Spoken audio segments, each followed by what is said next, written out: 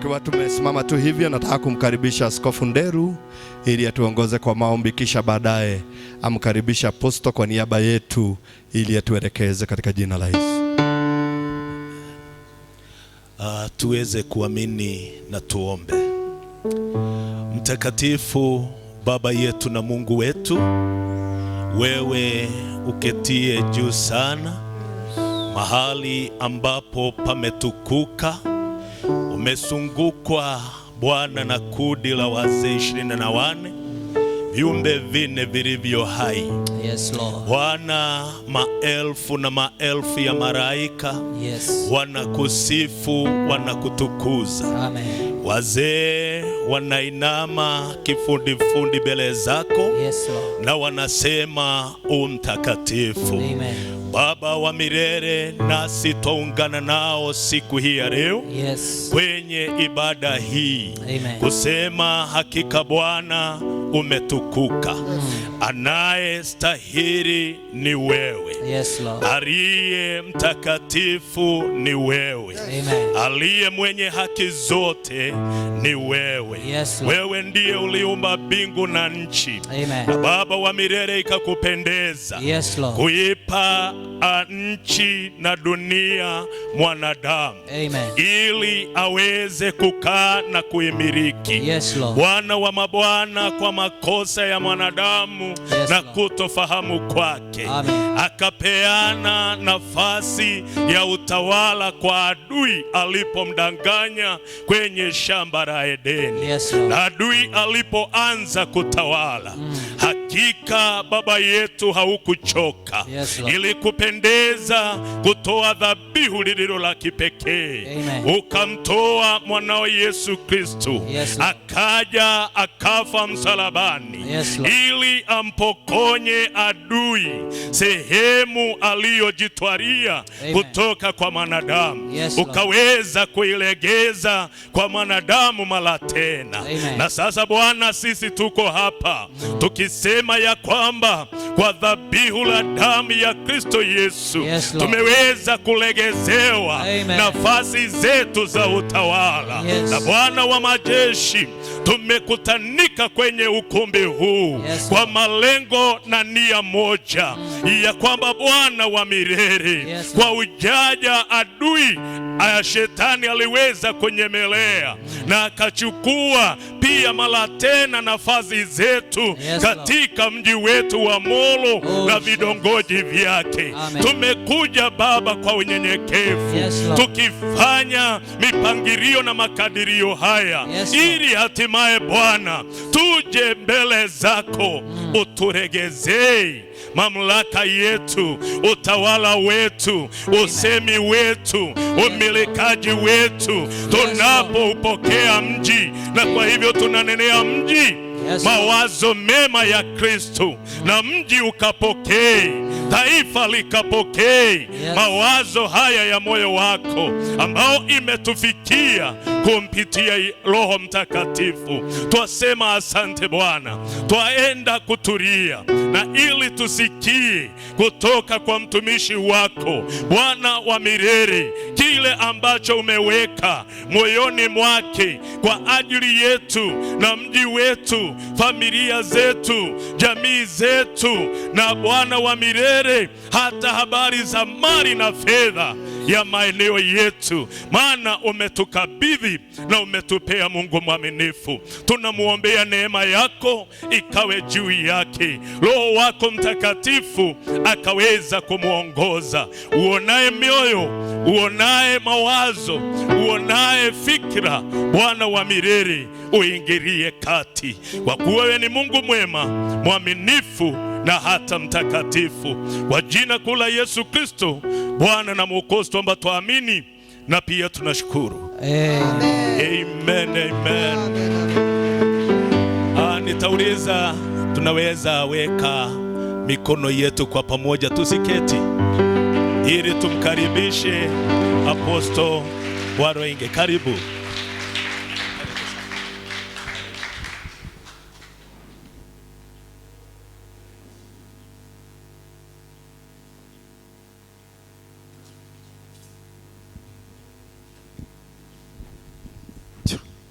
Bwana Yesu asifiwe sana. Si ujisalimie tu, ujisalimie tu. Ujisalimie tu. Sasa ukijisalimia, salimia mwenye yako pande yako ya kushoto. Mwambie karibu kwenye ukubu huu. Ukimaliza hiyo, wachana na huyo wa kulia. Ukimaliza huyo, kama kuna kiti iko mbele yako na haijakaliwa na mtu, hiyo ni kiti ni yako. Kama kuna kiti iko mbele yako na hakuna mtu amekalia, ni wewe ulikuwa umewekewa lakini ukaangalia ya nyuma. Ni venye hawakukuambia. Kwa hivyo kusikue na kiti mbele yako ambaye haijakaliwa na mtu, maana hapo ndio baraka yako imewekwa. Bwana Yesu asifiwe sana. Hapo ndio, kwa hiyo kiti iko mbele yako ndio naona kuna kakadi ya baraka imewekelewa hapo tu. Yes, thank you. Thank you very much. Thank you. Tunashukuru sana. Good. Asante sana wachungaji, baba maaskofu, na wote ambao tuko pamoja na wao hapa, waimbaji na watu wa vyombo. Najua watu wa vyombo hawakumbukagwi sana kwa sababu hawatoagi sadaka, wanasema wamejitoa. Bwana Yesu asifiwe sana. Ni mahali ni nadra sana kuona waimbaji, praise and worship na watu wa vyombo wakitoa sadaka, na hope unatoaga wewe. Kwa sababu wanasemaga wamejihodha. Bwana Yesu asifiwe sana. Ni vizuri ku appreciate kwa sababu hao ndio wanafanya kanisa inakuwa strong. Kwa sababu unapoimba uwepo wa Mungu unashuka. Pia ningetaka kushukuru baba askofu mwenye nyumba hii. Mungu akubariki kwa ajili ya kukubali. Unajua mimi nakuonanga naona Jona. Ulikuwa naishi wapi zamani? Uko Tevere. Lakini alimezwa na kiogoyo akaletwa hapa. Sasa kama haugumezwa, nani angefanya hii kazi yote? Sometimes things do happen and you will think these things zinafanyika kwa ubaya, kumbe ni kwa uzuri.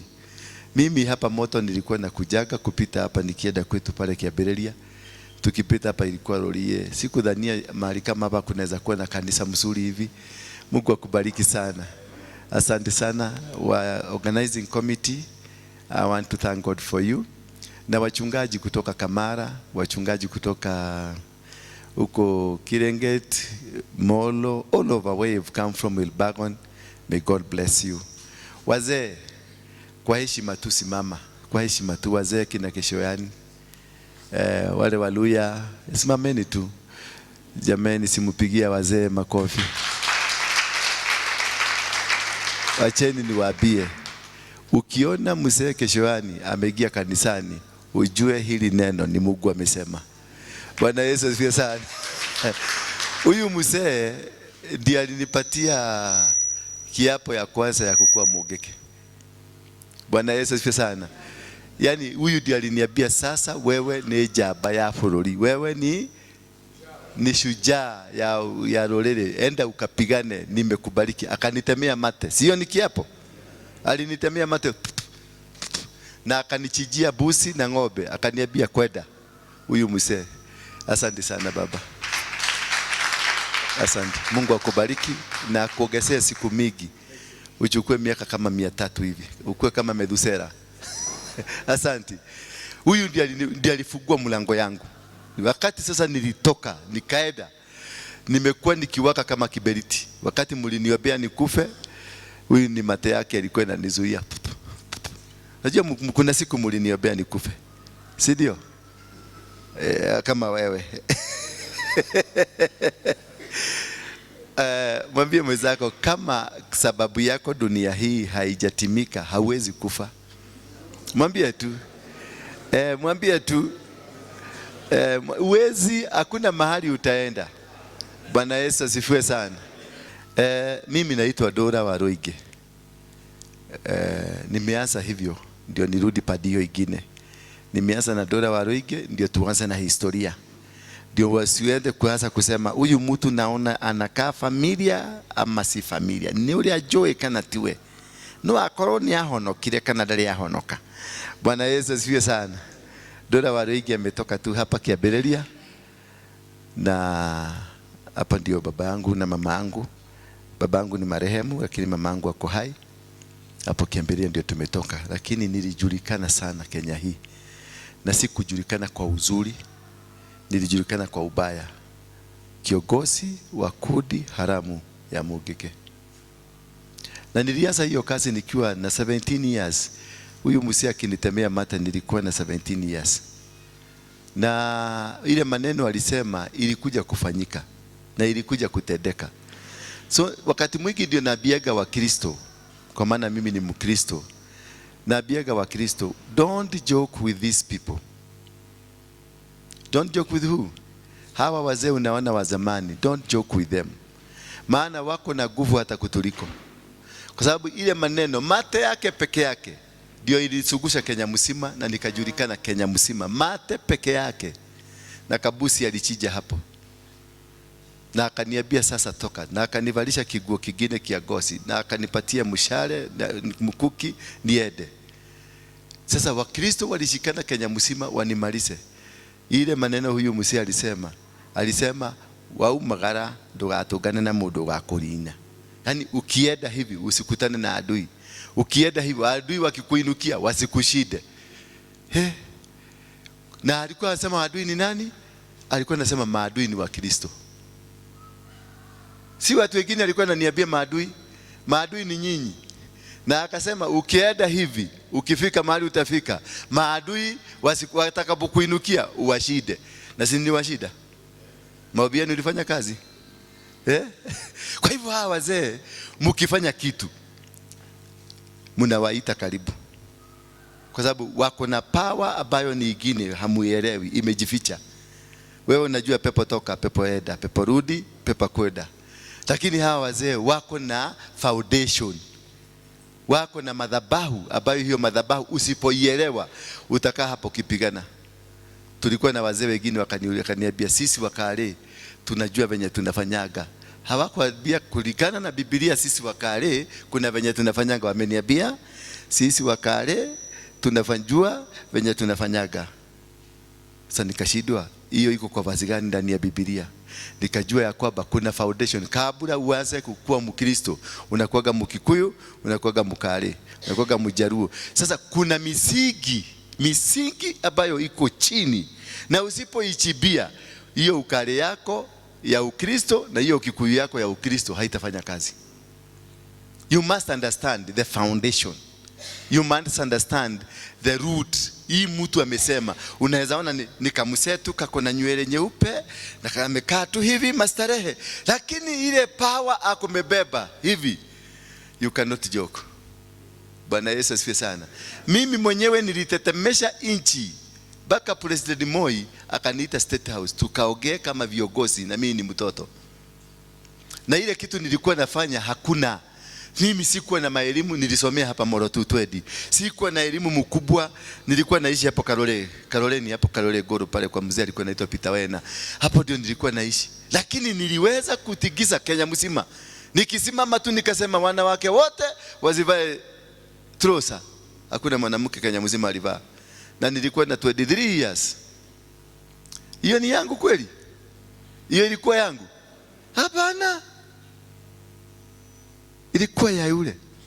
Bwana Yesu asifiwe sana. Nikasema watu wakule tubako. Na walikula. Ilikuwa yangu kweli? Ilikuwa yangu? Mimi sikujua mambo ya tubako venye inatukule natengenezwa. Nikarudi nikasema sasa wanawake wote washughulikiwe. Walipe deni ya shosho. Hiyo ilikuwa yangu kweli? Ilikuwa yangu? Haikuwa yangu kwa sababu mimi sikujua. Lakini kuna roho iliwekwa ndani yangu. Na hiyo roho ilikuwa na nguvu. Bwana Yesu asifiwe sana. Na hiyo ndio kitu nimekuja kuwaambia siku hii ya leo. Wewe Mkristo umeokoka, wewe Muislamu, wewe munani yote. Kuna kitu inakuwaga na power, na usipoijua hakuna mahali utaenda hata ukiokokea biguni. Hata ukaaga biguni, kwa sababu sisi wengi tunakaaga biguni, tunakuja asubuhi hapa. Kunakaa mpaka jioni tunarudi biguni, ni venye tumeokoka. Bwana Yesu asifiwe sana. Haleluya. Nimepotea. Naona venye umeniangalia ni kama mnashidwa.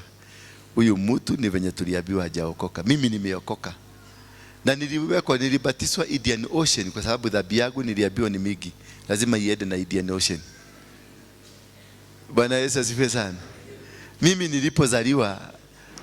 nilizaliwa huko Kericho, hospitali inaitwa Kaplong Hospital. Ukienda huko utapata rekodi yangu. Mimi si kutoka kama wewe ulitoka kama umeinama na kichwa. Mimi nilitoka kama nimekanyaga chini. Bwana Yesu asifiwe sana. Na nilizaliwa na kitu kingine, ilikuwa kwa kama chain. Wakikuyu wanamemeta kati ya jogu. Nilizaliwa. Kuna wengine wanazaliwa wakiwa na tuvitu kwa mikono, wanaziitaga abogo. Bwana Yesu asifiwe sana. So kutoka kuzaliwa kwangu na kukua kwangu, I have not been a normal person. Kwa hivyo hauogeleshwi na mtu normal. Kwa hivyo ile maneno nitakwambia tu unichukulie kama si mtu normal, lakini kuna maneno mzuri anaongea ya Biblia. Tutasoma tu Biblia. Bwana Yesu asifiwe. So niliishi Kericho, mahali panaitwa Kipkebe na mahali kulikuwa Kiptenden. Baba yangu alikuwa anafanya kazi huko. Na mahali kwingine kunaitwa Kerito. Kerito ndio nilianzia maisha.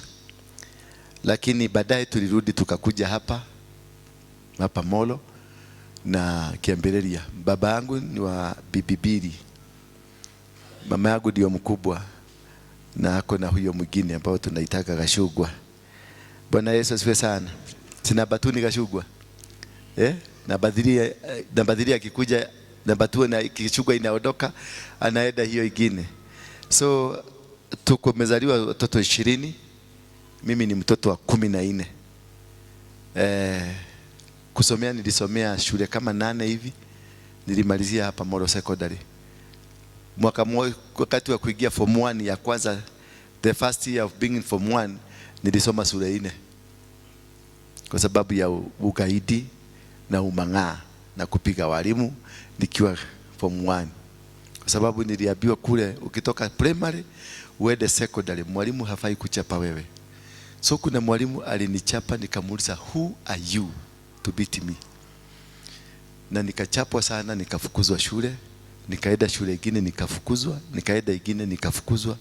Baba yangu akaniambia sitalipa school fees nyingine. Nikaenda nikaiba pesa ya baba yangu, nikakuta mjamaa mwingine hapa akanipeleka Moro Secondary nikaingia. Sikupelekwa na wazazi, nilijipeleka Moro Secondary mwenyewe na jamaa mzazi ambaye ni badia. Bwana Yesu asifiwe sana. Na huko ndio nilisomea mpaka nikamaliza. Kwa hivyo leo ninataka tuangalie, niwaambie ni kwa nini nimekuwa na wachungaji wengine tumekutana. Niwaambie Dora Waruinge ni nani. Na Dora Waruinge amekuja kukuambia nini? Kwa sababu najua mliokoka mbele yangu. Na Mungu amewajalia, amewabariki. Na nimefurahia sana kukutana na baba askofu na wao wengine. Tumekutana na wao, wamekuja kwangu Nairobi kanisani, tumeshiriki pamoja, and I can see God's work in me. Mungiki kuvuma kwa hiyo kitu inaitwa mungiki ilianzia tu hapa Karoleni huko Kiambeleria na Nyahururu kwa kina Maina Jega. Maina Jega ni cousin yangu. First cousin, mama yake na baba yangu wametoka tumbo moja. Kwa hivyo tulikuwa na vituko kama sawa. Lakini Mungu alitujalia. Na ile kitu ilifanya hii kitu ikue kubwa sana ni hawa ndugu zetu wa kutoka Padia kina Shirishiri. Shirishiri walisema watupige. Na sisi tukasema tutawapiga. Na tukapigana, si ndio? Bwana Yesu asifiwe sana. Na hiyo ndio kitu sasa ilifanya niendelee kuongezeka na kujulikana sana. Na kutoka hapo tulienda Nairobi, ndio tulijuana na huyu mzee wakati walisikia kuna vijana wametokelezea wakali sana wanafanya kazi. Hawa wazee wakasema kulikuwa kumetabiriwa kutatokea vijana ambao watapili na mtu anaitwa Mungu wa Kebiro. Sasa nataka nikuonyeshe power ya foundation ya maisha yetu. Huyu mzee walileta spirit ya Mungu wa Kebiro na wakasema ni hawa vijana. Kutoka hapo wakachija busi na ng'ombe tukakula, wakarudi wakatutuma, wakatuambia nenda muipeleke injili hiyo ya mambo ya zamani. Tukaanza kuipeleka tukiwa na Maina, tukiwa na wengine wengi tukazunguka Kenya mzima. Na hapo hiyo kikundi ndio ilikuja kaendelea kukua kubwa, ikakuwa kubwa, ikakuwa kubwa mpaka sasa wakati niliokoka nikaanza tena kuhubiri injili ya kwenda mbinguni. Bwana asifiwe sana. Katika hiyo hali Bwana Geshoyani, kwa sababu ya hiyo mate hapa katu chini katu, kwa sababu hiyo mate ulinitemea, nimeenda jela mara 52. Kwa sababu ya hiyo mate alinitemea, nimepigwa risasi 12 imepita kwa mwili yangu. Hiyo mate alinitemea, nimehukumiwa mara 2 kunyogwa. Bwana Yesu asifiwe sana. Hiyo mate alinitemea, nimezunguka Kenya mzima na nimefanya maovu mingi sana, mpaka makanisa kama hii nimebomoa. Kwa sababu tuliambiwa makanisa ni ya shetani. Bwana Yesu asifiwe sana. You see the power. What? The power of the foundation you are coming from. Na hiyo ndio kitu muhimu sana. Maana watu wengi sasa hapa muko hapa mumeokoka, lakini nikiwachunguza mzuri nitapata ndani yako kuna kitu baya. Na hiyo kitu ndio inafanya uteseke. Wakati nilienda nikakuja nikajua whatever this man did to me, it was an altar. Ni madhabahu iliinuliwa kwangu, na hiyo madhabahu ilitawala, iliongoza. Maana nilikuja kujua huyu mzee alihitajika tu, kwa sababu ni mzee ya maumau, alihitajika tu kunitemea mate ndio spirit ya my grandfather ifufuke. Haleluya. My grandfather alikuwa anaitwa General Waruinge. Ndio walianzisha maumau wakiwa Waruinge, wakiwa Kemathi, Mathenge, wakiwa Itotia, wakiwa Kihiomwere, walikuwa wazee 7 na wote walikuwa first cousins. They were 7. Wale walianzisha, na wengine walianzishia hapa Uleguroni na hapa. Huyu mzee, kuna mzee hapa bishop atakuja kuwaelezea siku moja. Na sisi Mogeke wakati tulianzisha mimi na Mainajega na Wagasha na Kamunya na Joroge na wengine hapo, na sisi wote tulikuwa 7. All of us tulikuwa first cousins. The 7 of us, we were first cousins. Umeona msingi hapo? Sasa ukikuja kuniombea nikufe, ujue unaombea nani. Wewe ulikuwa unaona kamwili, lakini it was not me. Ile mambo yote tulifanya, viapo na mambo yote ya Mogeke tulifanya, nilienda kufanya research, nikafuatilia nikapata. Hivyo ndivyo Ukayagu Waruinge alikuwa anafanya. Ile maneno alikuwa anatamwaga, hata hivyo sauti yangu unasikia nikiongea, hivyo ndivyo alikuwa anaongea. Urefu hii niko nayo ndio ulikuwa urefu yake. Power ile alikuwa nayo ndio mimi niko nayo. Bwana Yesu asifiwe sana. Maina na yeye hivyo na wale wengine tulikuwa hivyo. Hasa nikafuatilia Kemathi na Mathenge na hawa walianzaje hii kitu. Kumbe walianza kutokana na vita ya Musugu na vita ya kupigana na kutoa Musugu Kenya. Na sisi hii kitu ndio ikue mzuri na ikue strong, ni wakale tulianza na vita hapa. Kwa hivyo both ni kwa sababu ya vita. Pande hii na pande yetu ni kwa sababu ya vita. Tukatengeneza plani yetu, na ile plani tulitengeneza, wao pia walitengeneza hiyo plani, hawa wazee.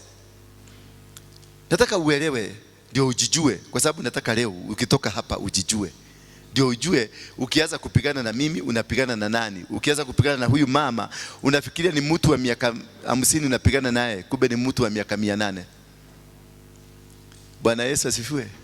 Waruinge alipigana vita na unfortunately aliuliwa na wazungu. Kemathi na yeye aliuliwa na wazungu.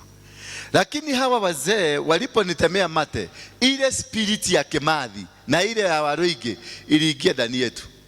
Na sasa tukaanza kubehave kama wao. Tukaanza kukunywa tubako, na wengine wakafuga nywele mrefu, wengine wakatoboa masikio, wengine wakatoa nguo wakavaa shuka, wakakaa kama kaitwa anakia rorere. Na ikakuwa ni hivyo. Na wao watu wote wakaanza kurudi pamoja wakiwa one unit, na wakaanza kupigana. Na ndio hapa mlisema anakia ito. Wakati kwa vita ya Banibo ikitokea anakia ito, lakini vita ikiisha imaramari ishi ni imaramari. Bwana Yesu asifiwe sana. Kutoka hapo hii maneno imeendelea kuendelea. Venye Kimathi waliendelea na kitu inaitwa Maumau, na sisi tukaendelea na kitu inaitwa Mugeke. Baka wakati nilirudi kusoma kitabu cha Yeremia 1 mstari wa 4. Hiyo yote mnajua. Inasema before you were born, kabla hujazaliwa nilikujua. Kabla haujaingia kwa tumbo ya mama yako na ya baba yako nilikujua. Kwa hivyo kabla bishop uingie kwa tumbo ya mama yako kule mbinguni ulikuwa unajulikana. Kwa hivyo kabla mama yako na baba yako watengenezwe ulikuwa unajulikana. Meaning kabla baba ya baba yako atengenezwe ulikuwa unajulikana. Meaning kabla ya baba ya baba yako ya baba yako ya baba yako ya baba yako, kabla akuja dunia hii ulikuwa unajulikana. Kwa hivyo ukijifuata nyuma utapata kuna vizazi vingapi katika maisha yako? Utapata kuna vizazi karibu 100, generations kama 100. So bishop, how old are you? Wewe na Methusela amujaachana sana. Kwa sababu kabla ya guka yako asaliwe ulijulikana. Kabla ya guka unajulikana, ulikuwa una exist. Bwana asifiwe sana. Hallelujah. Meaning ukianza kupigana na mimi unaanza ujui unapigana na nini. Na ndio wakati nilisikiliza bishop pale akituambia mambo ya Moro, venye Moro iko, historia ya Moro, ndio nikuja kujua kumbe ile inatupigaga ni historia. Si maneno mingi, historia. Kwa sababu kuna zamani hii jina Rubwa ilitoka wapi? Rubwa. Wale wanajua wa zamani kabisa. Kulikuwa na vita zamani ya Wakikuyu na Wakale. Bwana Yesu asifiwe sana. Na tulikuwa na uhasama kati ya sisi kwa sababu Wakale walikuwa warriors na Wakikuyu walikuwa warriors. Wakale walitaka kuendelea kutawala na Wakikuyu walitaka kutawala. Ndio naonanga tunafurutana. Lakini tukihabiana sasa, wewe kaa hapa na wewe kaa hapa, tupagane, tunapata ushindi pamoja. Tukitegana tunanyoroswa. Bwana Yesu asifiwe sana. So katika kule kuchiba ndio nilikuja kujua ya kwamba it was not me. Haikuwa mimi, lakini ilikuwa kuna roho ingine ilikuwa ina operate ndani yangu. Na hiyo roho ndio iko na watu wengi.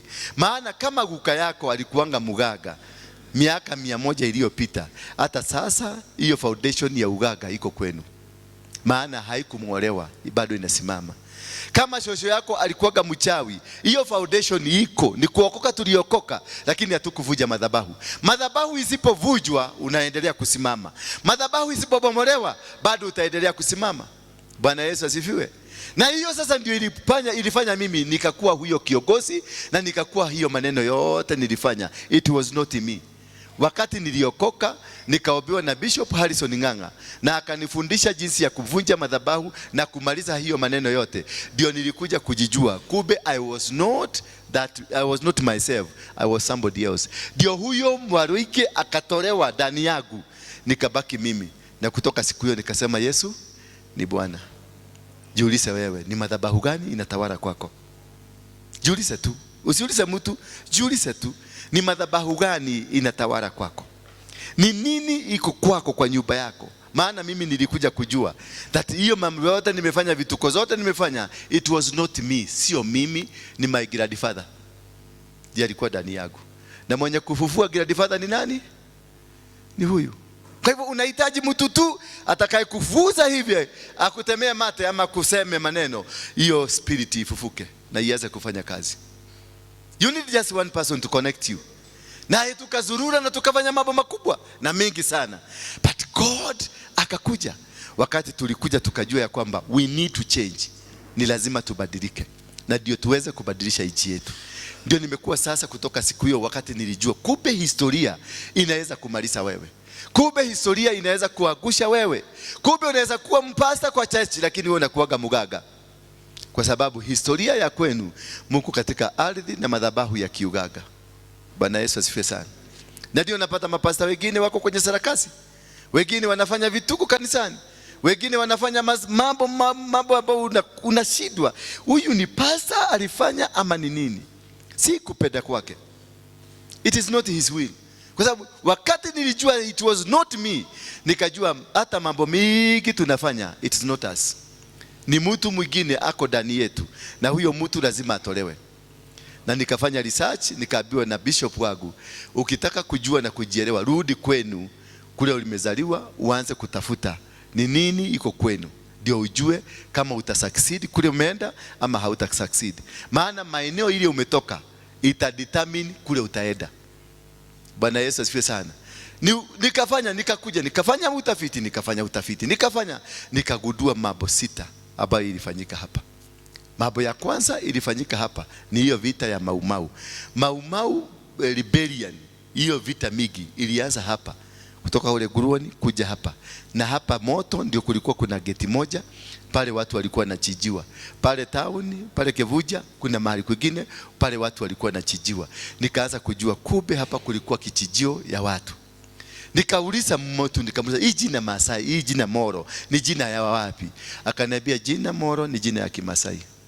Nikauliza Masai moja, jina Moro inamaanisha nini? Akaniambia ni ugonjwa ya mdomo ya ng'ombe na mguu, ni foot and mouth disease. Bwana Yesu asifiwe sana.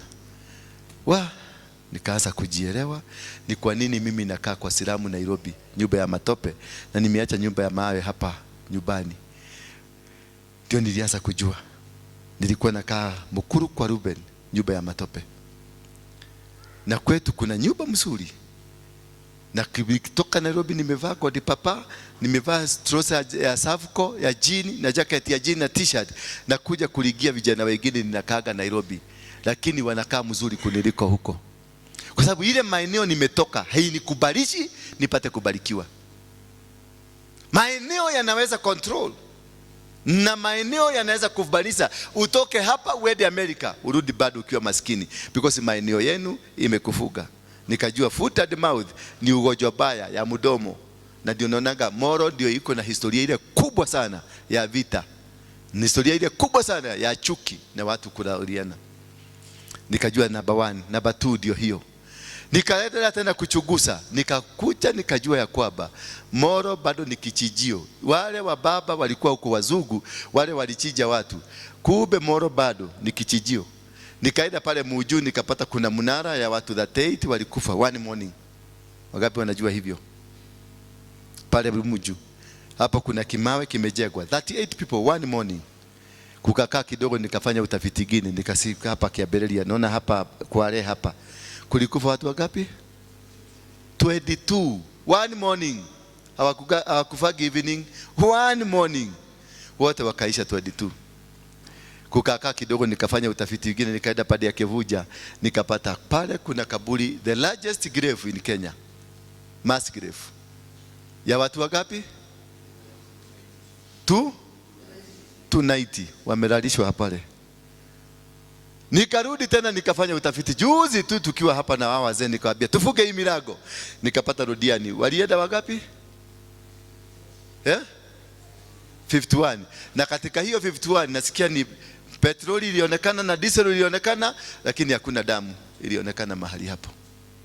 Sasa hiyo ni njia ya kuingia Moro, hii ni njia ya kuingia Moro, hii ni njia ya kuingia Moro, na hii ni njia ya kuingia Moro.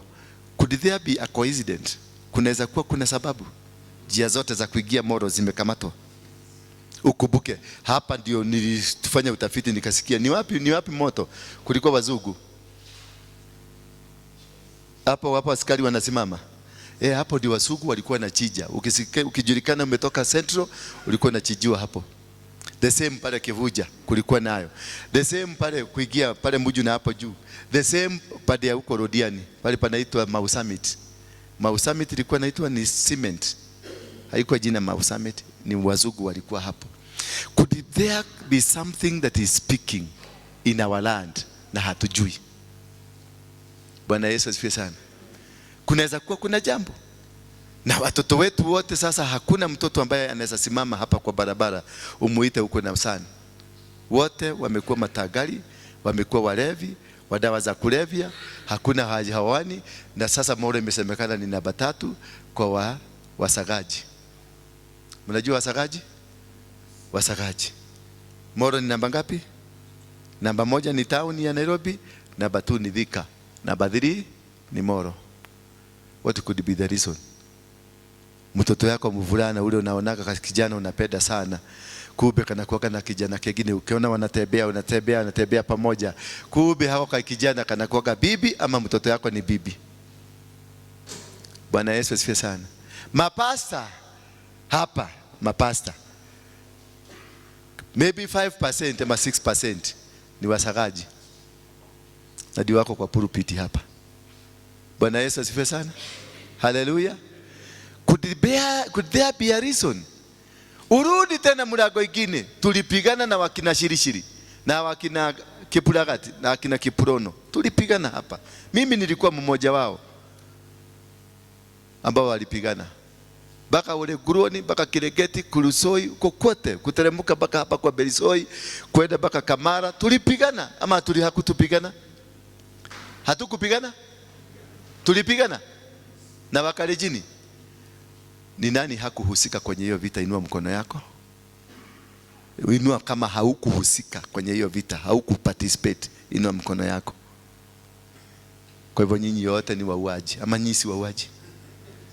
Wakalejini wako hapa, Wakale mwenye hakuhusika inua mkono wako juu. Hukuhusika? Ulikuwa mdogo lakini ulichukia Wakikuyu.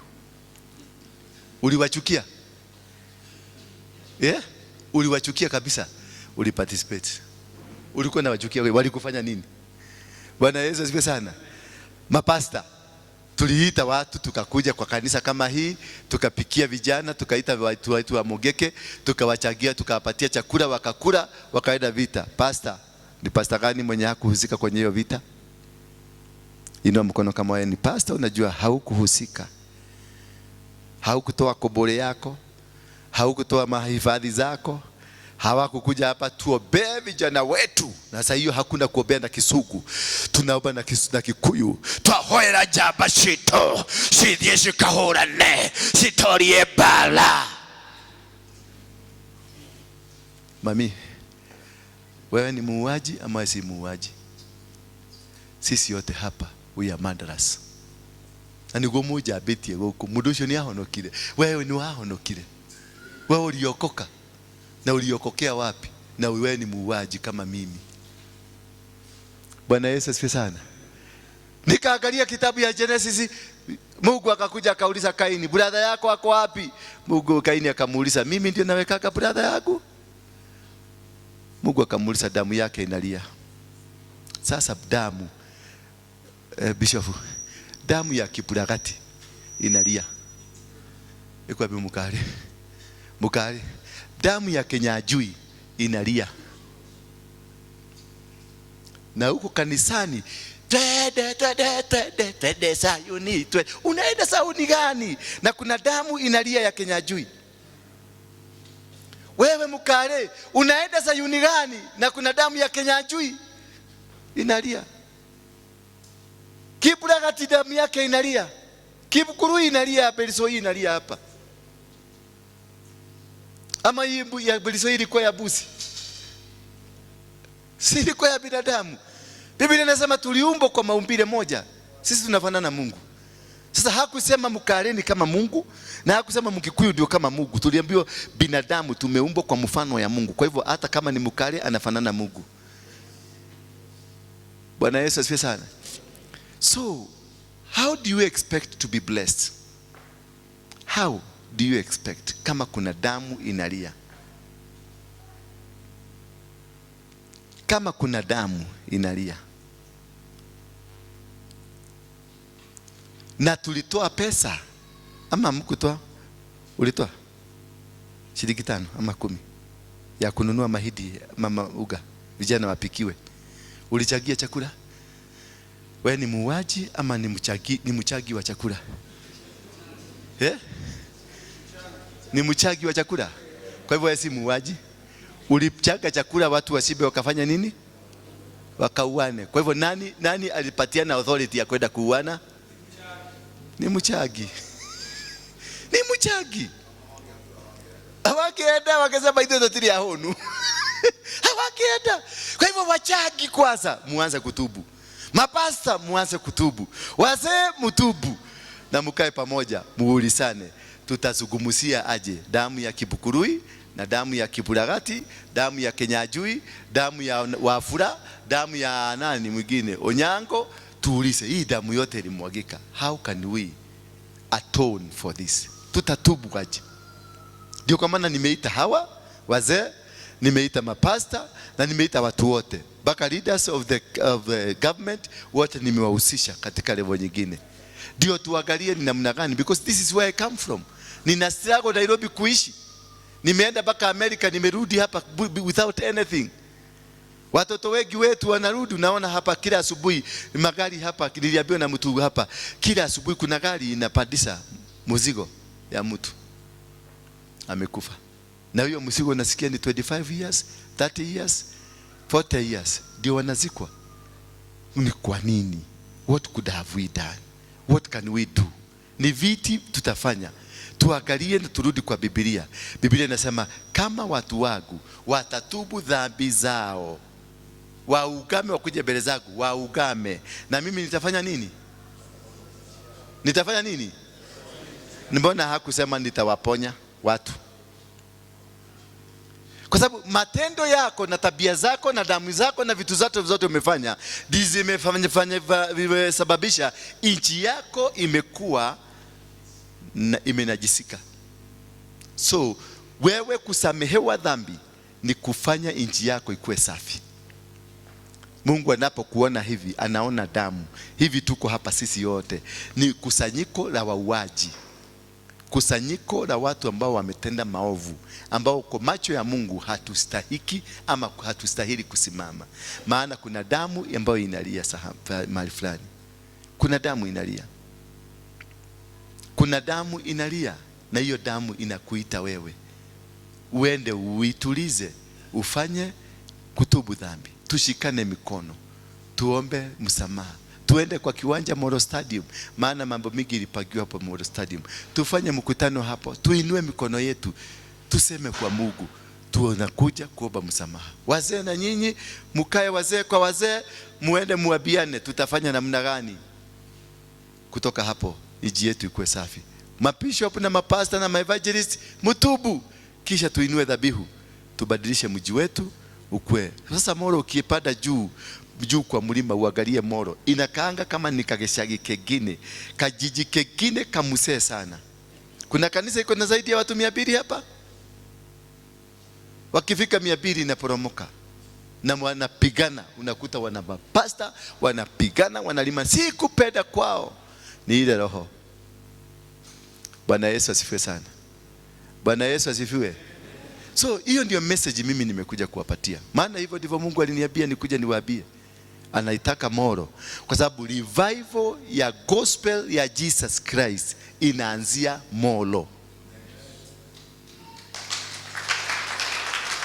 Na nyinyi ndio mmezuia. Nyinyi ndio mmezuia. You are the gatekeepers. You must change. You must speak to the land. You must speak to the souls. Muzungumzie hiyo miili ama hiyo souls ambazo zilikufa. Talk to them. Talk to them. Bwana Yesu asifiwe sana. Na hiyo ndio sababu kubwa imefanya nikuje hapa. Na hiyo ndio sababu kubwa imefanya niwaite wazee, niwaite wa mama, niwaite wa baba, wote tuunganyike pamoja. Bila kusema mimi ni wa kanisa hii, bila kusema mimi ni wa kabila hii, bila kusema mimi ni wa miaka hii, tukuje pamoja tuangalie how can we save our land, because this land has been appointed in heaven. Na ndio unaona destiny ya Moro imepigana nao from 1922. Since 1922 ndio destiny ya Moro imepigana nao, na imepigana nayo. Hizi tribal clashes umeona, si wakale wabaya, si wakikuyu wabaya, hapana. Hapa juzi tu kulikuwa saizi ungekuwa kila mtu ako na sweta kama 5, ni baridi. Saizi kuliedaje kukachange? Chakula ilikuwa inatoka hapa mingi sana, kuliedaje kukachange? Nimesikia mpaka saizi Moro mnapatiwa mahindi ile ya yellow. What happened? Forest hapa kulikuwa nikikuja hapa, huko kote kulikuwa ni forest, ilienda mpaka huko mpaka weta kote Kapsita. Huko kote kwenda huko ilikuwa kichaka, miti mingi. Huko ng'ambo ile gine natural trees zilikuwa. Kulifanyikaje? Why did we defile our land? And who is there to rise up? Abadilishe land yetu. Tuite Mungu atusikie. Tuite Mungu akuje atubadilishie ardhi yetu. Tuishi tena venye tulikuwa tumeishi. Moro ilijulikana mpaka Amerika zamani. Ilikuwa na sifa. Kumbuka wakati wa kina Jagamogai, mpaka ule maambassador wote wa Amerika wote walikuwa nakuja kwenye, maana Moro ndio ilishape politics za nchi. Saizi hata MP mimi simjui anaitwaje. Bwana Yesu asifiwe sana. Kwa hivyo ni muhimu sana tujielewe, maana tunaweza kuwa tunafikiria tuko lakini hatuko. Na Mungu akaniambia nenda uambie, na wasipofanya mimi nitainua kizazi kingine kitafanya. Maana the revival has to come. Na ukiangalia Ovuleti Moro imekuwa na mambo mingi ya dini imeanza kuinuka, mambo mingi imeanza kufanyika, si ndio? Watu wengi wachungaji wameanza kurudi Moro kwa sababu moto ya Moro ndio itaakisha moto ya Kenya mzima. Bwana Yesu asifiwe sana. Bwana Yesu asifiwe sana. Sijui kama mumenisikia vizuri ama nimeongea yagu. Yeah? Mumenielewa? Kwa hivyo tufanye hiyo bidii na tufanye hiyo mkutano. Na nilikuwa nimepropose kwa hawa wazee, tukapanga 25 mimi nitakuja na crusade na nyinyi tuunganike pamoja 25, 26, 27 hapa kwa kiwanja ya Moro Stadium. Tukuje tu, nitagharimia ile gharama Mungu ataniambia gharimia, nitagharimia. Tukuje tu tutubu. Tukuje tu, mkuje na watoto wenu, mkuje na watu wote. Tuingie kwa hiyo kiwanja, tulilie tu Mungu, tumuite, na hata tusikia.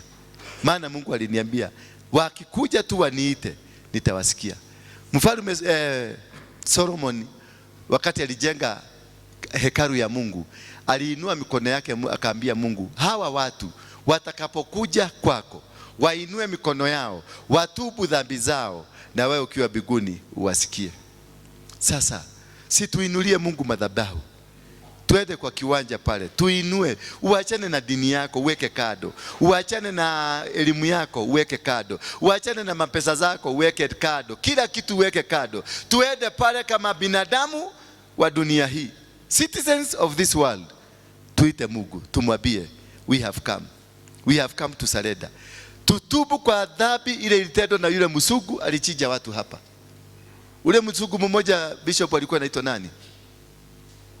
Yule alikuwa pale kwa the board. Mkosa namba. Ni nani alikuwa anaitwa mkosa namba? Anderson. Huyo. Na mwingine alikuwa pale Mona. Na wengine alikuwa pale kwa ule kulikuwa kwa ule mzee alikuwa anaitwa Flamingo. Hao wote walikuwa hapa, they were positioned here to do sacrifices. Na sacrifices ni kuchinja watu. And that has left to haunt us. That is why you can see churches here hazikui, watu hapa hawakui, biashara hapa hazikui, hakuna kitu kinakuwa hapa. Lakini wale wametoka hapa wameenda Nairobi, unakuta ni matajiri. Na akirudisha hiyo utajiri hapa, anafilisika. What could be the reason? Wachukuse wangalia. Wote wamesha. Sisi ndio tulipatiana timpa mingi. We are not doing so now. Bethlehem, we are not doing so. Viazi, we are not doing so. Why? Because there is altars that are speaking in our lives. Kuna madhabahu inazungumza mahali hapa. Na hiyo madhabahu ndio nimekuja niwaambie, na Mungu atawasaidia kuwafungua, na mtaona na mtajua na mtaelewa. Hiyo gates zote ziko hapa ni gate ine. Hiyo ya Rodiani, hiyo ya Sariga, hiyo ya hapa na hii hapa. There are 4 gates. Na nikichijio imechukua damu ya watoto wetu. Imechukua damu ya wazazi wetu. Vita vya hizo za Kikalenjini na Wakikuyu. Apparently with no reason. Tafuta Mkalenjini mmoja tu umuulize tulikuwa tunaulisana nini. Hakuna reason. Tafuta Mkikuyu mmoja umuulize Wakikuyu mweke mlipigana na Wakalenjini kwa nini? No reason. Wakikuyu watakwambia nerubwa. Na Wakalenjini watatuambia ni nini? Munyot. Bumunyot, ni Bumunyot. Hivyo tu, hiyo ndio reason na inaishia hapo. Na tukienda Nairobi, kuna jamaa anakuaga wa AP, tulikuwa naisoma na yeye anaitwa Kimungatichi. Mimi ndio nilitafutia yeye kazi. Na yeye siku moja tulikutana na huko tukienda kupigana huko past kwa Berisoina huko. Alikuwa na mishale, alikuwa anaitwa Ngatichi. Aliniambia ro, toka ama nigurarue. Lakini tulipofika Nairobi akanisa haki sijui ni shetani gani. Nikamuuliza shetani ilikuwa wapi? Mshale na shetani zilitoka wapi? Akaniambia sijui. Sasa hiyo nilikuwa nimepatiwa slot kama 5 za AP. Nikamwambia enda huko, enda useme ni mimi nimekutuma. Na ako huko, lakini nikamwambia usiende kutangifundishwa buduki unikuja kuniambia ero. Bwana Yesu asifiwe sana. Na hivyo ndivyo tutakaa. Na hivyo ndivyo Mungu anataka tukue. Na nimefikisha mwisho wa hadithi yangu. Sikuagi na mahubiri mingi. Na kwa tumahubiri tudogo, usike ndio tujue tutaenda namna gani. Wangapi wamesikia wamefurahishwa na mahubiri hayo? Wangapi wameona sasa nimeokoka? Inua tu kama unaona kabisa nimeokoka. Good. Wewe ndio hujaona peke yako. Wao umeona? Basi ende waambie wale wanasema sijaokoka, waambie nilimuona na ameokoka. Ijapo mimi, umwambie hivyo, ijapo mimi sina kitu ya kupima kiokoko ya mtu. Lakini matamshi yake niliona nini? Niliona ni kama ya Mkristo. Lakini umwambie ningetaka unipatie hiyo kitu ya unapimanga nao wale watu wameokoka, niende nikampime ndio nidhibitishe. Najua kuna watu wanajua kiokoko kimepimwa namna gani. Kuna kitu kinaitwa kiokometa. Ni kiokometa ya kupima. Ya kupima huyo mzee ameokoka ama hajaokoka. Hao ni wanakaaga biguni alafu wanateremka asubuhi. Wanaendaga kulala biguni, wanajua kila mtu mwenye ameokoka na mwenye hajaokoka. Hallelujah. Hallelujah. Bwana Yesu asifiwe sana. And I love you so much. Nawapendeni sana, Mungu awabariki sana. Na tutaendelea kwa pamoja. Na ni matumaini yangu katika hiyo mkutano. We about how many here? How many are we? 120. Sasa tukipata 120 kila mtu aende nyumbani akuje na watu 30. Sikiwaje ile imejaa? Si watu wengi wametubu. Mungu hawezi kukataa kusikia maombi ya watu wengi. Tukikuwa wengi pale tuambie Mungu tumekuja, atatufungulia mlango. Kama Sodom na Gomora aliuliza mtu mmoja tu. Aliuliza mtu mmoja kwa Sodom na Gomora. Kwa hivyo angeokoa. Na tukienda huko watu kama 1,100. Yeye mwenyewe atakuja kuwauliza mkwenda gati. Bwana asifiwe sana.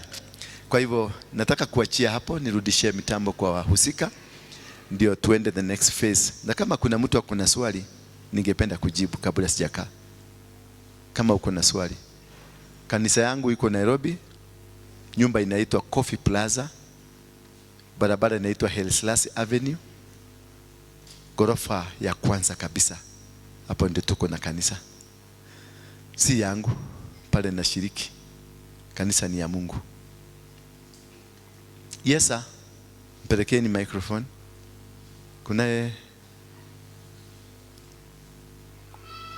Kuna wireless? Mic wireless? Okay. Uliza tu hapo ukiwa hapo. Amen.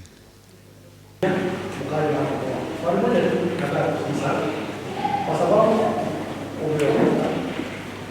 ulikuwa kiongozi na hao watu, sijui kama kuna wakati ambao waliaga wanajaribu kuwabadilisha na sijui kama anabadilika. Hawa wanataka. Asante. Kuna mtu mwingine? Kuna swali nyingine? I want to answer. You have a question? Yes.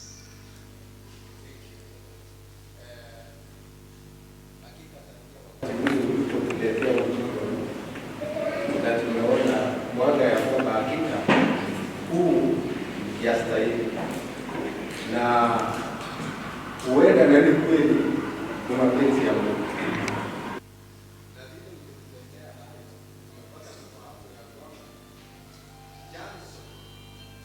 Cha mambo mengi yaliyotendeka hata imetoka hapa.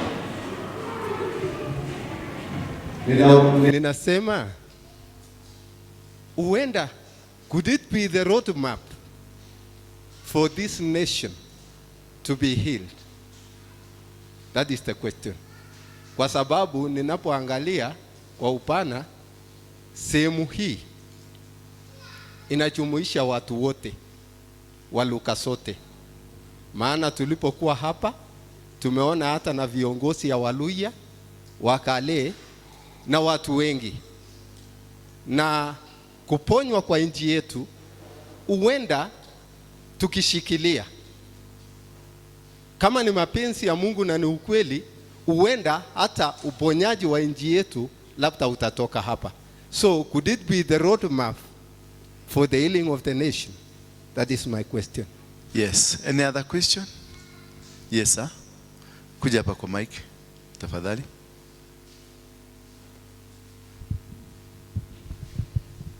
Okay, kwa majina yangu naitwa George Muiruri Jenga na eneo hili la Molo ni letu. So ningetaka kuuliza, kwa sababu kuna watu ambao walikuwa katika hiko kikundi na vile ulikombolewa, ama watu ambao uliacha hapa, kuna watu wanajua vile wewe ulikuwa unajua kwa hiyo madhabahu. So kuna vile njia ama kuna ile njia ulipitia ndio ile muma ulikuwa umekunywa ikakutoka, ama bado iko ndani yako? Sawa. Another one? Aha. Kwa ile maombi maneno ambayo tumesikia.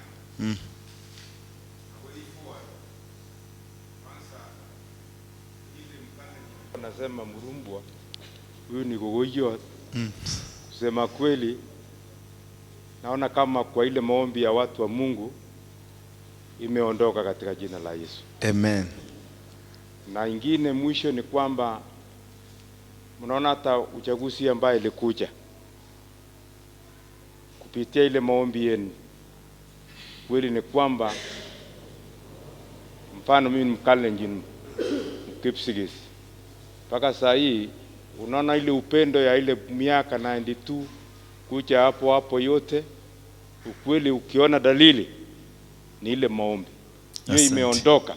Asante. Naendelea hivyo. Asante. Na Mungu atatenda. Yes, nianze kujibu. Ako hapi ameenda yule. Kama muma ama ile kiapo ilitoka kwangu. Hapa wakati nilikusiju, kwa sababu ulikuwa unapita pita ukipatia watu maji, ningetaka tu niulize hawa watu. Katika mahubiri yangu tumehubiri na mmesikia. Na nimeuliza tuinue mkono, nani si muuaji hapa? Sikuona mtu hata mmoja ambaye si muuaji hapa. Kunaye tulipata ambaye si muuaji? Wote tuliparticipate. Sasa hawa ndio tungeuliza kwanza, kwa sababu ni wauaji.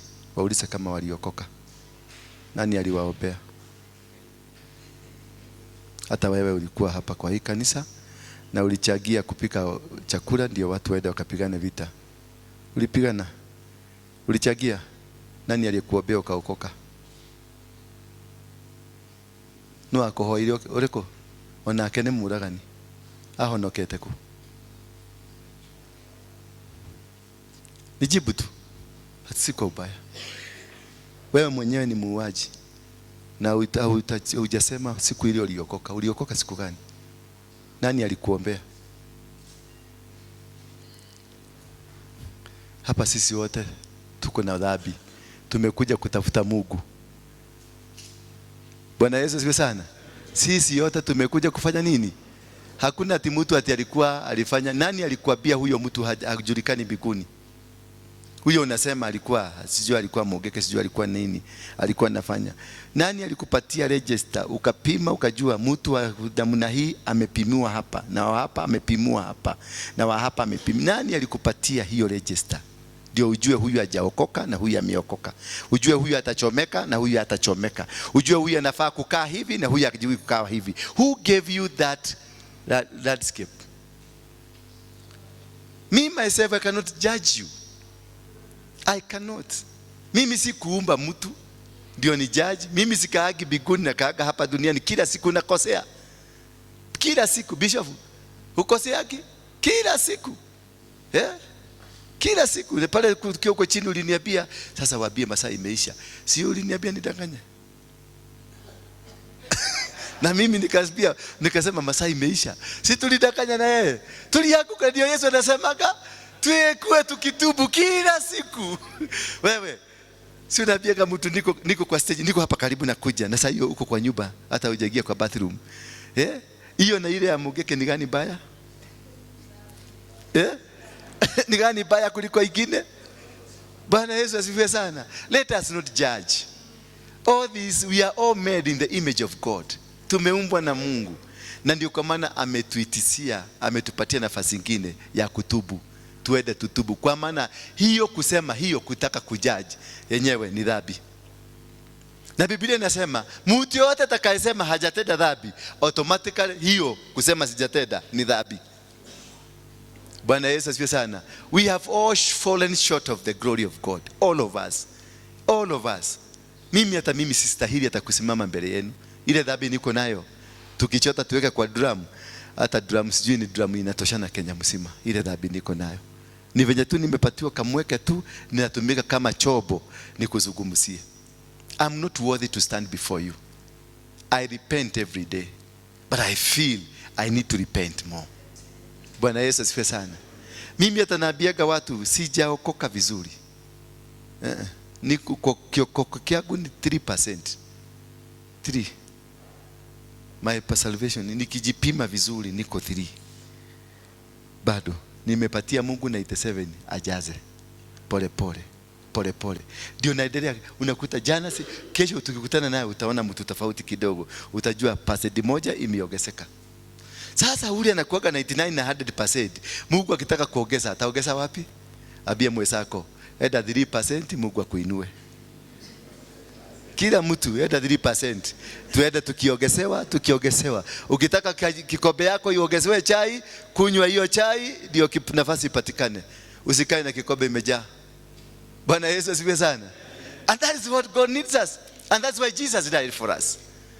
Hakukuja kumaliza dhambi, alikuja kutuhusisha tuwe wa Mungu. Ndio akatuambia muwe mkiomba hivi, kwa sababu alijua binadamu is weak. We shall always be committing sins. Wewe ndio mmoja. Si unaendesha gari hivi, ukiendesha gari unaona mama fulani amepita huko na angalia hivi. Na wewe ni pastor. Na labda bibi yako wako hapo. Hiyo ni dhambi ama si dhambi? Macho tu peke yake imekupeleka kuzimu. Macho. Naona ngojea kuangalia ati mtu aliua. Bwana Yesu asifiwe sana. Hallelujah. That is the most important. Wakati sisi wote tutakaa, sisi si wokovu, tuanze wokovu. Na tuweke nafasi kubwa. Tuende only 3%. Hiyo ingine wachia Mungu. Aendelea kujaza peke yake. Na akikujaza anakukamilisha kulingana na mapenzi yake. Lakini ukijijaza utaambiwa empty the water, ulikuwa unatakikana kufika nusu. Sasa imagine ukimwaga maji na umeshafanya mjaza mtungi mzima, utamwaga na ulitakikana nusu. Kwa hivyo let us appreciate every brother, every sister. We are all called, we are in this world, we made or committed the sins. Hiyo ndio ilifanya Mungu atoe mtoto wake wa kipekee, because alijua hatuwezi. Mimi mwenyewe siwezi. Mimi nimejaribu kukua mtakatifu, nimeshindwa kabisa. Mpaka nikaenda mbele ya Mungu nikamwambia nedaremo nyitaguoko. Nishike mkono Bwana, nishike mkono Bwana, nishike mkono. Mimi na wewe Bwana, mimi na wewe Bwana, mimi. Nishike mkono nikatembee mimi na wewe, maana siwezi. Mimi nimejaribu. Kama wewe umeweza sawa. Mimi nimejaribu kukaa mtakatifu, nimeshindwa kabisa. Ndio maana namuhitaji kila wakati. Namwambia Baba nishike mkono. I cannot make it without you. I cannot win this battle without you. I cannot go this far without you. This far I am, it is God, not my knowledge. Hivyo unaniona sasa nimesimama hivi. This far. Hii mwili yangu nimepigwa risasi 12. nimehukumiwa kunyogwa mara 2, nimepelekwa kwa mashini, imeachiliwa, imefinywa button, mashini ikakataa. Sasa utaniambia nini? Ni mimi? Ni werevu yangu? No. Mashini ni mabati, ni chuma na mabati na stima. Inawekwa button, inafunguka hivi. Ikifunguka hivi unaenda unanyoka. Lakini niliponea mara 2. Wewe ukiambiwa tu kesho unaenda kukufa, unaanza kukufa. Unakufa kabla ufike huko. Lakini mimi unatayarishwa for 5 months ukiwa jela, unapangwa, unaambiwa tafuta kasichana kale unataka kazuri, tafuta chakula ile unataka, ukiitisha any food wanakuletea. Na father anakuja na kuombea kila siku, na kusomea dua, na pastor anakuja, na wewe kama ni Muislamu hivyo hivyo unasomewa kila siku, unapangwa venye utanyogwa next month tarehe 6. Na unaendelea kuvumilia tu. Unaendelea kuvumilia tu. Mpaka siku hiyo unapelekwa ukijua sasa unaenda kunyogwa. Unasimama hivi, uliambia mama yako bye, uliambia baba yako bye, uliambia girlfriend yako bye, tutakutana kule mbinguni, na mbinguni ujui. Na ujui kama unaenda huko kwa sababu umeambiwa unanyogwa kwa sababu ya dhambi. Kwa hivyo si rahisi kwenda huko. Sasa mashini inakataa.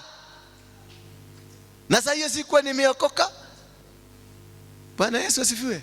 Hii mwili yangu nikikutolea hivi utaona inakaa kama exhibit ya bullet factory. Yaani ya kuoneshana venye bullet can do. Bwana Yesu asifiwe sana. Lakini sikukufa, wakaniwekea sumu mara 9. Sikukufa, nimeenda jela mara 52. Na nilianzia hapa Moro Police Station. Na sikukufa.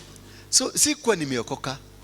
Ni Mungu tu alisema this is my son, nitakuja kumtumia atoe ujumbe. Kwa hivyo hata huyo unaona ako pale hajakuja hapa, ni masaa yake ya kukuja ijafika. Na wakati ya kukuja hakuna mtu atamwambia, na akikuja atasema Yesu ni Bwana, na ushuhuda yake itabadilisha watu na watu watafuata Yesu. Bwana Yesu asifiwe sana. So let us appreciate each and everyone. Tunaambiwa every knee shall bow. Every shall bow. Mshaini ameokoka? Mshaini ameokoka? Ameokoka. Wako watu bilioni ngapi? 2 hawajaokoka. Na Yesu alisema nitakuja dunia yote ikinikubali. Watu bilioni 2 bado hamjawashughulikia. Bwana Yesu asifiwe sana. Waidi bado wanainamia ng'ombe. Warashia bado wanachonga mfano, wanaibude. Bado. Let us strive. Tungangane. Yesu ajulikane Russia. Yesu ajulikane China. Yesu ajulikane wapi? Kwa Wahindi wakaachana na ng'ombe. Tungangane. Wache kupiga. Sasa unakuta huyu bishop na huyu bishop wanapigana kwa sababu ya watu 50 kwa kanisa. Mimi nimebomoa kanisa karibu 50 Kenya hii. Sika 50, 100. Zile nimebomoa. Na si kubomoa kwa sababu nilitaka kubomoa, nilibomoa kwa sababu pastor huyu ameniletea pesa ning'olee kanisa hili. Na kwa sababu nimeletewa pesa nitafanya nini? Na saa hiyo nilikuwa najua Yesu ni shetani. Nabomoa kwa kukuliwe. Kwa kunanuka kitunguu, saa hiyo nyama inaitishwa. Tunakula ile mionona, ile ya iguku. Kwa sababu ya nini? Ya sadaka ya washirika. Ile nimepatiwa nikabomoa kanisa. Sasa na hao tajira na washi uko jira horo wa wate. Ahujia cio mane ya gabesha ri. Ni omeko bakuhujirio kanera mugike meko bakuhujirio.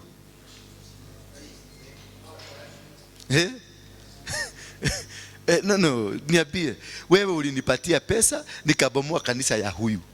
Ni wewe nafaa kuhubiriwa kwanza ama ni mkora wa bunduki? Wewe ulinipatia. Wewe unabomoa kanisa. Already kuna establishment ya Mungu imeanzishwa, lakini umetoa sadaka ya watu, umepatia jabasi, mimi nimekuja nimebomoa. Alafu mjirani mwodherema.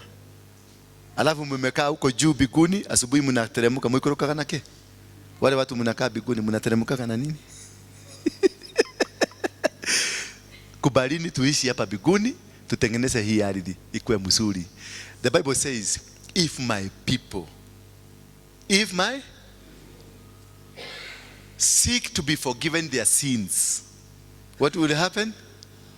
If they repent, what will happen? I will heal their land.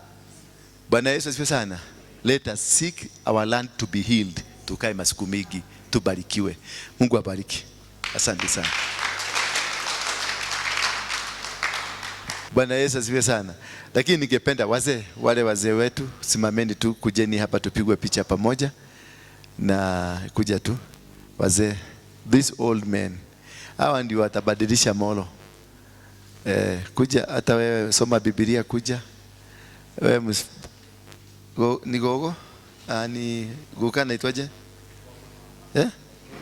Anaitwa Wamodi. Yes, tusimame hapa. Wazee, elders from the Luya community, all the elders, kujeni hapa. Kuja pandi baba, kuja pandi. Kusongeni hapa mbele kidogo. Songeni mbele kidogo, songeni. Elders only, kuja pandi, tuonge. Yes. Yeah, thank you. Tutulieni tafadhali, tutulieni tu kidogo. Tukue na subira kidogo. Tukue na subira kidogo tu tafadhali. Nataka nipatie mzee mmoja hapa anene neno moja, bigu ifuguke saa hii, ndio muanze kuona maneno ikitendeka. Ni mzee mgani? Ni huyu. Bwana asifiwe. Bwana asifiwe tena. Mimi natoka sehemu za Kamara, nikiwa nimewakilisha sehemu hiyo moja kwa moja. Hii ni kwa sababu ningependa kusema kwamba nimefurahika sana na kwa ajili ya huyu mtumishi. Hii ni kwa sababu ametoa ushuhuda ambayo itaweza kutubadilisha sisi sote moja kwa moja. Kwa hivyo kitu ambacho nimeshika sana vizuri sana ni kwa sababu katika mila na desturi zetu wa Kalenjin tunaelewa kitu ambacho kinaweza kutolewa kulingana na matambiko, kwa kuwa vijana au watu wetu walipigana wakauana na kabila la Kikuyu. Kwa hivyo tunajua namna kutoa matambiko. Kwa hivyo moja kwa moja naelewa kwamba kufikia hiyo tarehe ambayo tumeelezwa, kitu muhimu kitatendeka na itabadilisha sura ya sehemu hii. Hali kadhalika itabadilisha sura ya nchi nzima, na taswira nzuri itaonekana ambayo itakuwa ni changa na itaridhisha sehemu hii yote. Asante sana, shukuru. Tuombe. Tujitayarisha katika kuomba. Baba, katika jina la Yesu Kristo, twaja mbele zako kwa ajili ya siku ya leo. Hii ni kwa sababu huyu mtumishi ametuletea neno zuri ambalo litaweza kubadilisha hii sehemu. Baba, nchi hii yetu au sehemu hii yetu, damu ilimwagika kwa kulingana na makabila, lakini hiyo damu utatakasa hiyo siku ili nchi ipate kutakasika, alafu watu wote wapate kuwa watu mmoja katika mbele zako. Kwa jina la Yesu Kristo naomba na kuamini. Amen. Asante sana. Tuna wazee wa Kiluya. Ni wewe. Yako wapi? Omba tu na Kiluya. Usingangane na Kiswahili. Asante, tuombe. Nyasaye sefo khupembo no khwitsomya we Nyasaye oli mwoyo. Oyanzura khulera tsimbya tsino tsyose halala. Bakhusaya iwe na oliranga. Mwami onie sibala siefwe ne sialo suno mwami omulembe ko kubemwo. Olera obuhambani mu myoyo ky'abantu befwe. Mu bulali bwa Yesu Kristo mwami wefwe. Amen. Wani? Kalenjin. Hebu tuombe. Kamuktaindenyon Jehova ne toror mising ne migipseng kwetongwan Jehova kamuktaindenyon kakibuti kora kelekuk kwanda Jehova siboisien neku ng'olyondeng'ung Kiptayat Jehova nebo kamuktaet berur kiboitiondo nemite tainyon Jehova kamuktaindenyon yai Jehova koek yautiet kora nelel Kiptayat Jehova nebo kamuktaet en boisioni bo kong'eten 25 Kiptayat Awe Jehova nenyon iberur betunon Kiptayat Jehova sikobit koek betunoto betut nemie ne iberure Jehova ak iyai keekun agenge Kiptayat ingen biikab Kolenjin ak ingen kekoe Kiptayat Jehova kokandeunekuk Jehova en betunon laitoriat siwal mugulelwekwak Jehova nenyon koek kit agenge Kiptayat olosun ak amwai kongoi en Jesu Kristo Kiptayandenyon amen. Pigeni makofi. Sasa sogea hapa kidogo, nataka unifugue nihubiri.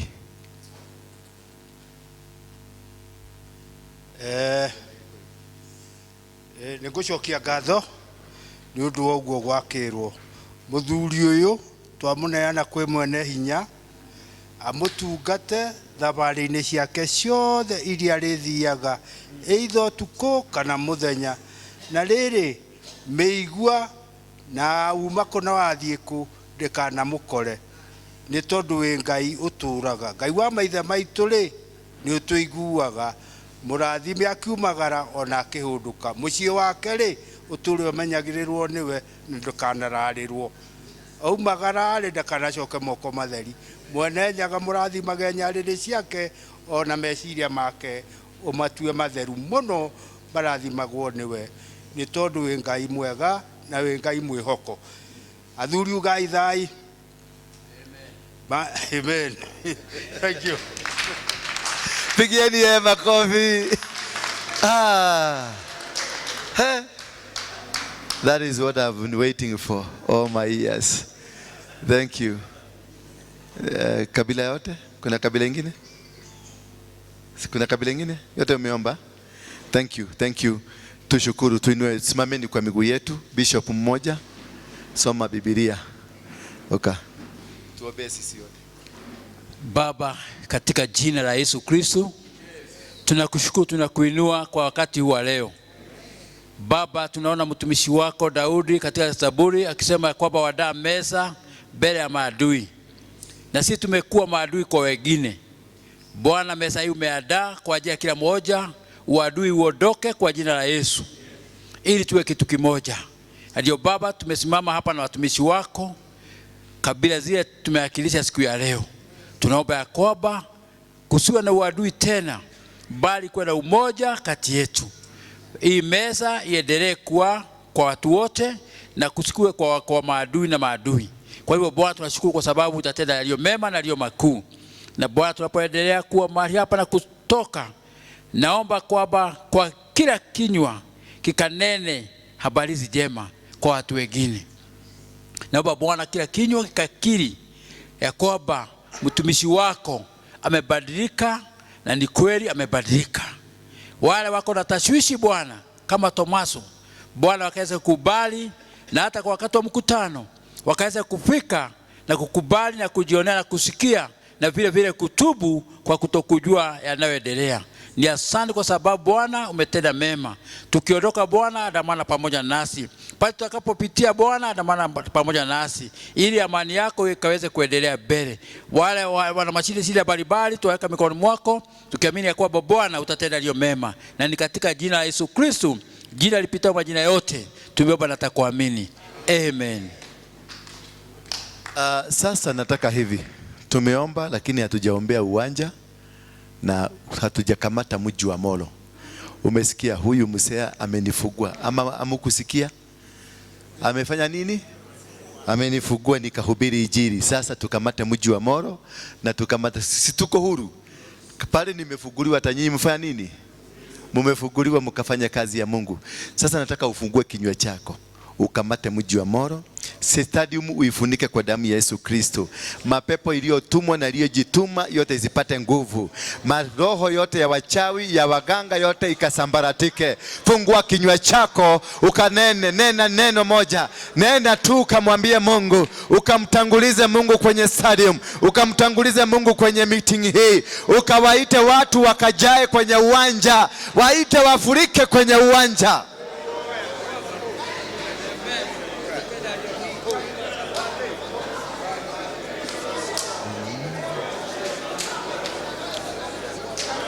Uraseke tache rina masata yarana sheterere. Kamata anga za wachawi, kamata anga za warogi, kamata anga za umwagikaji wa damu. Yule malaika wa kukunywa damu, kamata yeye. Yule malaika wa umasikini, kamata yeye. Maroho ya ukabila, kamata. Sambaratisha kazi zao, vunja mipango yao, angusha minara yao, angusha madhabahu yao, bomoa kuta zao, bomoa sasa, destroy now. Katakata ashera zao, all their pillars, destroy them in the mighty name of Jesus Christ. Sasa mimina damu ya Yesu, mimina damu ya Yesu molo mzima, Kamara mpaka Ulenguruoni, hata Kericho mpaka Nakuru, the former Nakuru County, Nakuru District yote. Mimina, mimina, mimina. The former Nakuru District. Mimina, mimina, mimina damu ya Yesu. Mimina damu ya Yesu. Kamata anga zote ambazo zinaleta confusion. Wakamata hawa wanaleta confusion. Yes. Wakachanganyikiwe. In the mighty name of Jesus. In the mighty name of Jesus. Anga zao zikamatwe. Katika jina la Yesu. Itisha malaika wote washuke. Itisha moto kutoka mbinguni. Moto ukashuke. Sasa watu waache kufunguliwa. Fungua watu. Wafungue watu waliotekwa nyara. Wafungue wote waliokamatwa. Waliotekwa nyara. Watoto wetu wanaovuta bangi. Watoto wetu wanaokula madawa za kulevya. Watoto wetu walio katika usherati, wafungue, wafungue sasa. Watoe kwenye mikono ya shetani. Wafungue sasa. Ma-accident kamata. Kamata accident zote. Hakuna watu wengine watakufa. Milango yote ya moro yote tunafunga katika jina la Yesu. Jina la Yesu. The mighty name of Jesus. Yes, tunafunga milango yote katika jina la Yesu. Oh yes. In the mighty name of Jesus. In the mighty name of Jesus. Ongeza sauti, ongeza sauti, ongeza sauti. Katika jina la Yesu. Ongeza sauti. Katika jina la Yesu. Kamata mji sasa umepatiwa. Mji wa Moro uko mikononi mwenu. Dictate now. The Moro iko mikononi. Moro iko mikononi mwenu sasa. Moro iko mikononi ya Kristo. Kamata hata Nakuru District. Nakuru.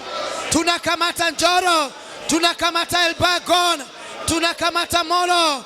Katika jina la Yesu. In the name of Jesus. Baba, katika jina la Yesu Kristo. In the mighty name of Jesus. Na kuabudu ninakushukuru. Amen. Maana wewe ni Mungu mwenye uwezo. Wewe ni Mungu mwenye uwezo. Hivyo umetudhibitishia. Amen. Ya kwamba Moro sasa iko mikononi mwako. Mikononi mwako. Imetoka kutoka mikononi mwa ibilisi. Amen. Ya wachawi. Mikono ya waganga, mikono ya warogi, mikono ya Freemason, mikono ya Illuminati. Wameponyoka, wameangamia, wameteketea katika jina la Yesu Kristo. Kutoka leo, barabara ya Kivunja, barabara ya Salga, barabara ya kwenda Kericho, barabara ya kwenda Ulenguruoni, barabara ya kwenda Joro, tunazikabidhi mikononi mwako. Hakuna damu nyingine itamwagika, hakuna kafara nyingine itatolewa, hakuna kafara nyingine itatolewa katika jina la Yesu. Ninakabidhi Wakalenjin na Wakikuyu na Waluya na Wakisii na Wakamba na Waturukana na Wamasai, 42 tribes, ninawakabidhi mikononi mwako. Uwatawale, uwatawale katika jina la Yesu. Kwa jina la Yesu. Mighty name of Jesus. Amen. Mauaji ya watoto wadogo kupitia kwa pombe, kupitia kwa bangi, kupitia kwa risasi, kutoka leo we cancel no young person ambaye atazikwa kwa makaburi. No young person atazikwa kwenye makaburi kutokana na uovu wa shetani, kutokana na mipango ya shetani, kutokana na mipango ya shetani, katika jina la Yesu Kristo. Chukua hatua kama 5 utembee, ukimiliki, ukanyage moro. Tumeambiwa mahali popote tutaingia upamiliki. Possess the entire town. Possess Nakuru County. Possess Oreguon. Possess Kamara. Possess Londiani. Possess Kirengeti. Kaukilisoi possess. Moro town we possess. In the mighty name of Jesus, we possess. In the mighty name of Jesus, we possess. In the mighty name of Jesus, we possess. In the name of Jesus' name we pray. Amen. Somebody say amen. Amen. We have done it. Amen. Now, siku ya Sunday on the 27th, siku hiyo ndio mtakuja na dhabihu. Ninajaribu kushawishi Bishop Harrison ya kuja, lakini ako na schedule kali sana. Tutaangalia kama itawezekana ni sawa, isipowezekana atatupatia mtu. Na nimemwahidi mpaka nitachukua chopa imlete kama atapatikana. But I know his schedule is very tight because he is supposed to perform in the State House. But we are going, tunaomba tu Mungu atakipatia mtu ni sawa sawa. Bwana Yesu asifiwe sana. So ni kujitakaza. Mnajua tuko kwenye vita vya kimadhabahu. Sasa tujitakaze, tukue watu wasafi. Siku hiyo beba dhabihu. Beba nini? Dhabihu. Usome kitabu cha Hebrews, Wahibrania 5. Inasema the high priest, kuhani mkuu, hutoa dhabihu kwa sababu ya watenda dhambi na kwa sababu yake mwenyewe. Bwana Yesu asifiwe sana. So we are doing this because of our generation. We are doing this because of our land. We are doing this because of our sons and daughters. We are doing this because of churches. We are doing this because of businesses. We are doing this because of schools. We are doing this because of everything that is found in moral. Mpaka environment. Mutatoa dhabihu mpaka kwa sababu ya miti. Mutatoa dhabihu kwa sababu ya ng'ombe. Mutatoa dhabihu kwa sababu ya mbuzi. Mutatoa kwa sababu ya kila kitu ambacho kiko katika maeneo haya. Mpaka kwa sababu ya cabbage na sukuma. Msiwache nyuma. You remember, this is our wealth. Bwana Yesu asifiwe sana. Biblia katika Deuteronomy 28 inasema nitabariki mkikaa vizuri na mkae kulingana na venye Mungu anataka. Mtabariki, ng'ombe zenu zitabarikiwa, mbuzi zenu zitabarikiwa, mazao yenu yatabarikiwa, mkienda mtabarikiwa, mkirudi mtabarikiwa, chochote mtakifanya mtabarikiwa. Bwana Yesu asifiwe sana. That is what we need to do. Munaombea kila kitu. 7 days of devoting yourself to God. Bwana Yesu asifiwe sana. Wachawi hawatawaweza. Tushafanya kazi na imemalizika. Bwana Yesu asifiwe sana. Tushakamata anga yao ni yako. Sasa dictate, you dictate. Ukikamata, you start writing your own things ndani. You start doing what you want God to do for this tomorrow. Anza kujega katika ulimwengu wa kiroho. Jega manyumba ya ghorofa zipande. Ikue kama Nairobi town. Nemoro ikue town kubwa ina manyumba ya makorofa. Uitishe mafactory zikuje, uitishe maindustry zikuje. Watoto wale ambao walienda diaspora warudi hapa wa improve, wajege manyumba. Na mshike watu wanauza pombe, kamata na mfuge kazi zao. Wale wanauza bagi, kamata na mfuge kazi zao. Madawa ya kulevya, kamata na mfuge hizo kazi. Mko na power sasa. Tell your neighbor, I have the power. The power is in your tongue. The power to declare, the power to decree, the power to change. It is in your tongue. Now the land is in your hands. Land of Moro iko mikononi mwenu. Nyinyi jegeni Moro. Wekeni kila mnataka. Muweke manyumba za ghorofa, muweke maindustry, mupande mamiti, mkila kitu, shule mzuri zikuje. Bwana asifiwe sana. Kwa hivyo siku hiyo ya siku ya Sunday kuja na dhabihu. Musome kitabu cha Genesis 22 inasema after these things. After what? These things God tested Abraham. After these things, thutha wa maundu macio. After this, baada ya maneno hayo yote ambayo mtendekea Abrahamu, naye Mungu akamjaribu Abrahamu. Sacrifice is a test from God. Bwana Yesu asifiwe sana. Sacrifice is what? Sacrifice is not an offering. Sacrifice is a direct communication with your God. Ndiye atakwambia peleka hii buzi, peleka hii kifunguo ya gari, peleka hii milioni 1, peleka mayai 2, peleka kichugi. God is testing you. What tomorrow you are on trial. You are on what? You are on trial. God will command each and every one of you. Anataka kuona kama mtafulfill. Moro will become a city within Nakuru city. I don't know whether you got me. Sioni kama mmenielewa vizuri. Moro will become a city. A city inside Nakuru city. Na haitajengwa na Waislamu, haitajengwa na Maoria, itajengwa na watoto mliowazaa. Factories will come tomorrow. Molo itakuwa industrial city. Mahali watu wote kutoka makampuni zote zitakuja hapa Molo, huku kwenye mashamba makubwa mko watajega. Watoto wenu hawataenda Nairobi kutafuta kazi. Bwana Yesu asifiwe sana. Ng'ombe zenu zitaongezeka. Mbuzi zenu zitaongezeka. Mazao yenu yataongezeka. Na kiwango cha uungu katika Molo kitainuka katika level ya kimataifa. Churches will have abundance. Makanisa watu watafurika. Roho wa Mungu wa kutaka, yani ule roho ya watu kutamania kukua karibu na Mungu ishateremuka sasa. Kutoka sasa watu watakuwa wakiokoka. Utakuwa unapita kwa mtu hivi, unapita tu anakwambia niombe, nataka kuokoka. Kutainuliwa katikati yenu watu watakao inua mikono yao. Vipofu wanaona, viwete wanatembea. Watainuliwa wainjilisti. Kutainuliwa watu wataenda Canada kuhubiri. Kutainuliwa watu wataenda Asia kuhubiri. Kutainuliwa watu wataenda Amerika kuhubiri. The whole world will be controlled by you. Bwana Yesu asifiwe. Mifuko yenu itajaa. Your stores will be full. Your bags and your pockets will be full. Anything you shall ask from heaven shall be given to you. No weapon fashioned against you will prosper. The Lord is telling me, hear me. The Lord is saying, He loved you so much that He tested you. He is not testing any other. He loved it so much that He tested you. That from today, Sema from today, my life will never be the same again.